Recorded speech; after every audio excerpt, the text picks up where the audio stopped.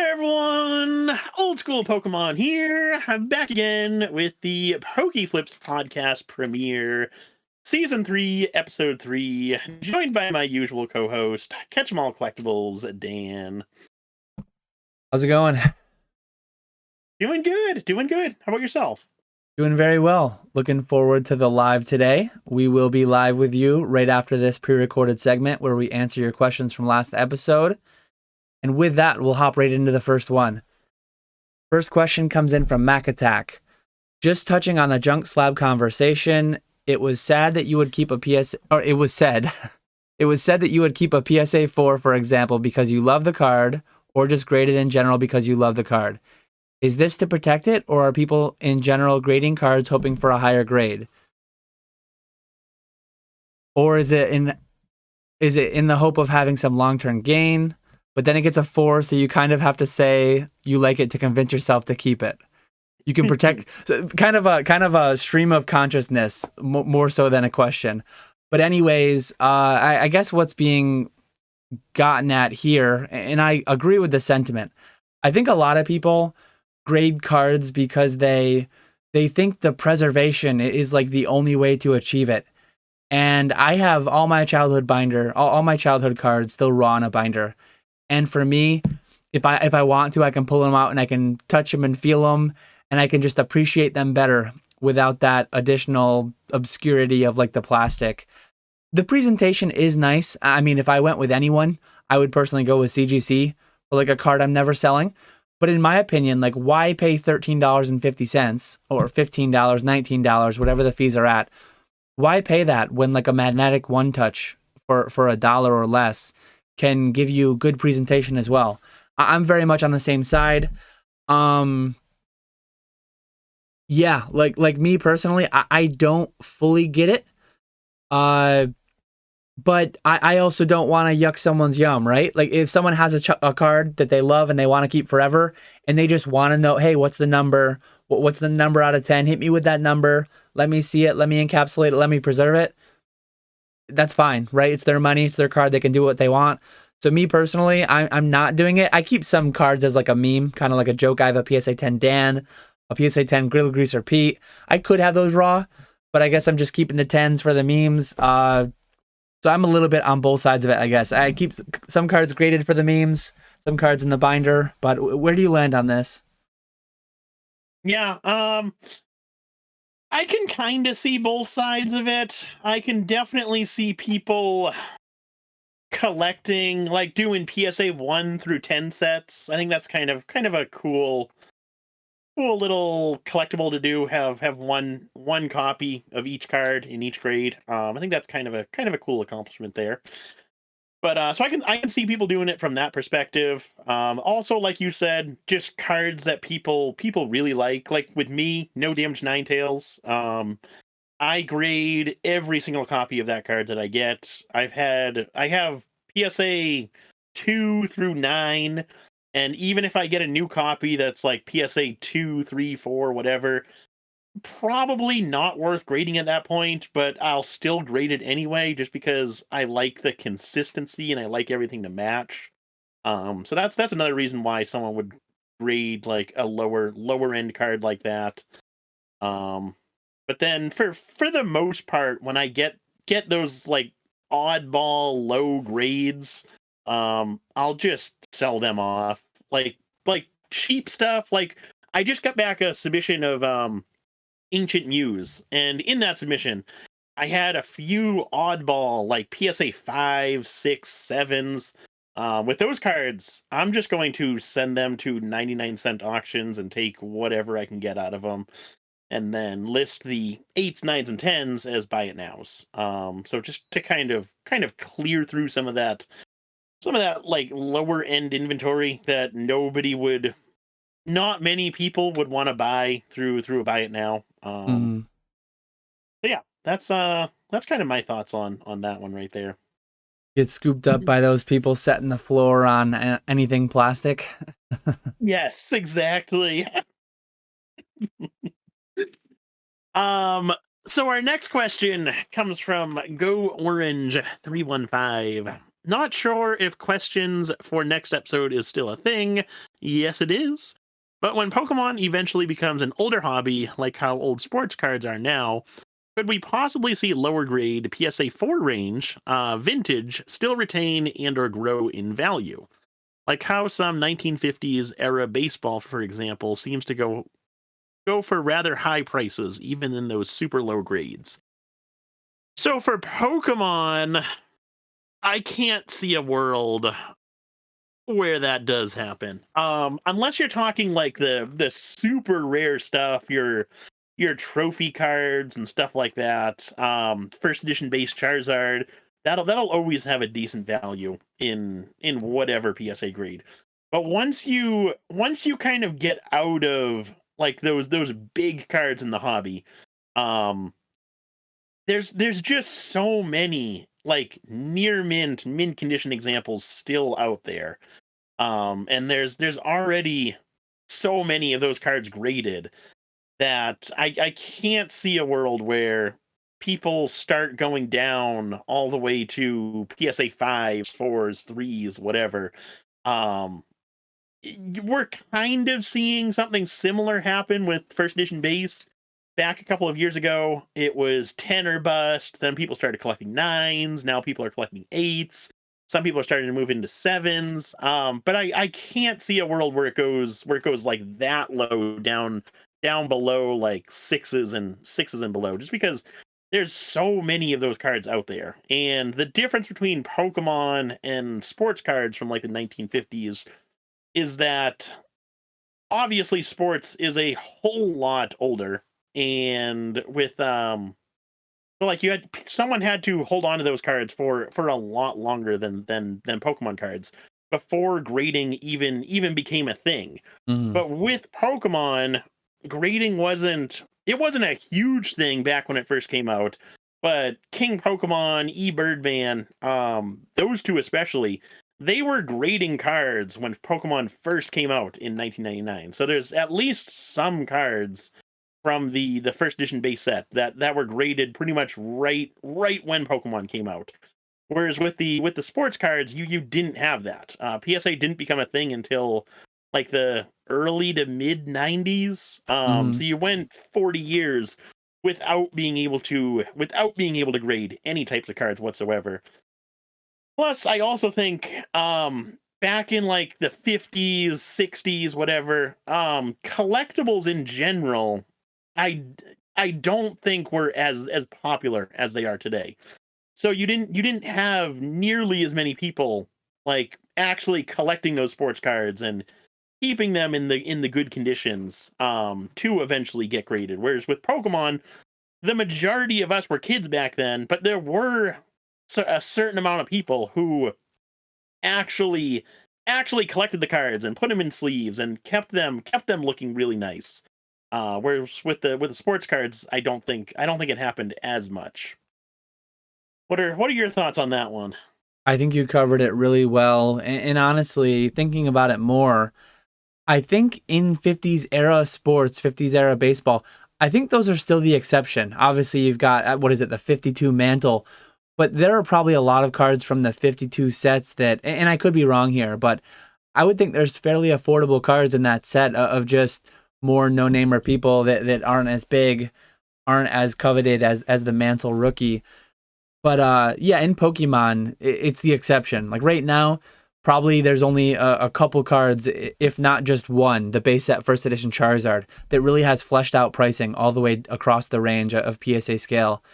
Pokemon was just so mass printed, unfathomably mass printed. They stopped the production of many different sports lines. And Pokemon today is printing nearly at the levels, if not at the levels that they were in 1999 as well. So these things were just so mass printed, very few cards. Like the only time grading a PSA 4 makes sense is when authenticity becomes more of a concern. And authenticity just really isn't a concern on a card that raw PSA 4 condition is sub $100. You're not going to spend 20% of the card's value to try and authenticate it or more. But when the card becomes $3, $4, $5,000, like it is for like a PSA 4, 5, 6 Charizard, that's when it makes sense. So yeah, I think in Pokemon it's going to be the exception. Rayquaza Gold Star, maybe first edition Lugia, first edition Charizard, first edition Shining Charizard, cards of that nature. the top 1% echelon. I think that's the same way in sports though. Like I'm pretty sure you can find PSA sports cards from the 50s, 60s, 70s, tons of them that are not worth much at all. So even in sports, I think it's the exception, and I think Pokemon will be right along the same lines. Mhm. Final question before we go live comes from Bastelino X. Question: selling on eBay in Germany is now free for private sellers compared to businesses that still pay the 12% or whatever. I think it's a test to attract more customers because of falling revenues in recent years. I don't exactly know the fee structure in the US and how it works in regards to having a private or business account, but do you think eBay would ever do something like that in the US? And if so, do you think it would create any problems or have any impact on your business? Private people can offer lower prices. People would act as a private account even though they are business, etc. Greetings from Germany.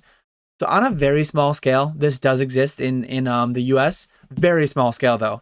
I know that if you have an account that you only buy through, because I do have a private, I basically have my business account for all my business things. If I'm buying something tax exempt to resell, I buy through there because I have my sales tax cert on it.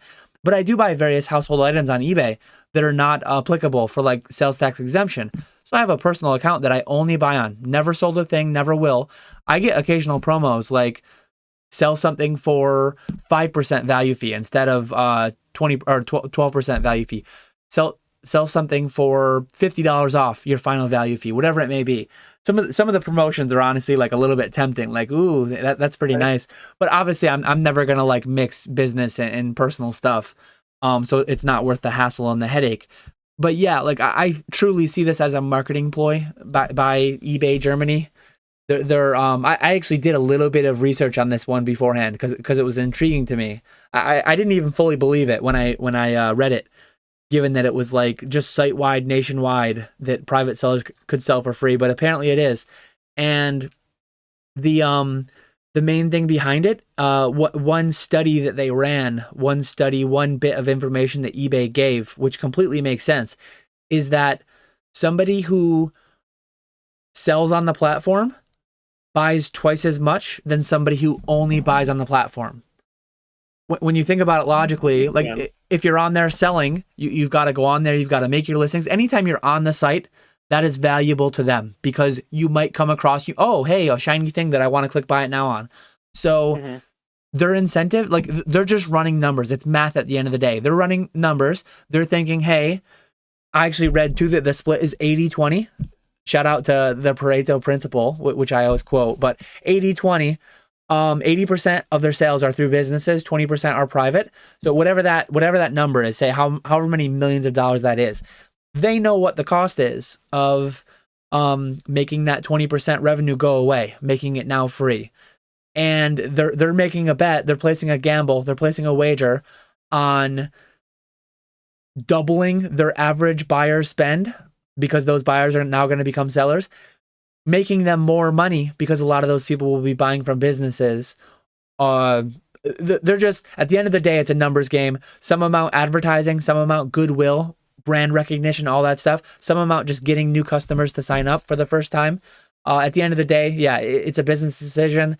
I don't think the US will do it because I think eBay is much bigger over here. I think it's much more well established. But to a small scale, they do, though, as I mentioned. They do throw out random promos. They do try to tease people into selling because every time they get a new seller, they get someone who's more active, more frequently on the platform, and ultimately buys more at the end of the day. So, yeah, it all makes sense. Yeah, I agree with that one. I think I was going to bring up the whole so like in the US, eBay is a lot bigger. It's big globally, but it's biggest in the US for sure. So that they don't really don't have to offer those kind of great incentives in the US. But when they go to internationally, like in Germany, they might have to offer those types of incentives to get people to start selling, and so they could grow their kind of global market even further. So I think it's definitely a smart move on eBay's part. You could argue that people who have business accounts in Germany are going to be pissed about that change because now they're having to pay a lot more fees than personal accounts. But at the end of the day, how many of those people who have business accounts in Germany are going to do anything about it? Actually leave eBay. eBay is a really good platform for selling because it has so many buyers and sellers on it, but at the same time, that's also kind of like a downfall for eBay, where it has like that monopoly of buyers and sellers. Where else are you going to go? At least in the U.S., there's really no other options. So you kind of have to just put up with what eBay does and just accept it and realize that eBay's still the best platform to sell on. One thing I forgot to address, I think I do that a lot on two-pronged questions. I just answer the first part and go really lengthy with it and then completely forget the second half. But one interesting thing about our business is that it is a hobby for many, and a lot of people are fine being net capital outflows. A lot of people are fine doing this for fun on the side and losing money. So it is an interesting dynamic. Another aspect of that is a lot of people don't do it above board. A lot of people aren't paying taxes. A lot of people aren't doing it the right way. So in a certain way, like, we do deal with this to some extent, even though they may be paying their eBay fees. They don't have to worry about, oh, well, I'm netting 100 on the card and $35 of it goes to Uncle Sam, so I only actually make 65. A lot of people are doing things to where they're not paying any taxes whatsoever. Not advocating for that. I pay my taxes. It's the patriotic thing to do. But yeah, like, it is like when some people are out there, and I'm not saying like it's a problem, or I mean, people are free to do whatever they want to do, but some amount of people just enjoy opening a booster box, and they're fine taking an $80, $100 booster box and turning it into $30 worth of singles, and they're fine like fire selling things. They're fine selling things for super cheap. They're fine running auctions, maybe 50 auctions on the same day of the same card. Like, it's an interesting thing that a lot of people in different industries probably don't have to deal with as much.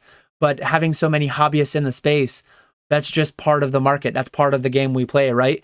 Dealing with competitors who aren't paying their taxes, who have lower overhead. And to some extent, like Nick and I, us being online retailers, we are more competition for like certain aspects of having significantly lower overhead than brick and mortars and things like that. So there's all these interesting dynamics at play in our industry, in our business, but I don't overly fear eBay going to like 0% for personal sellers for those reasons, because 12% at the end of the day, it's a lot lower than most people think. Like, it's not a big deal at the end of the day.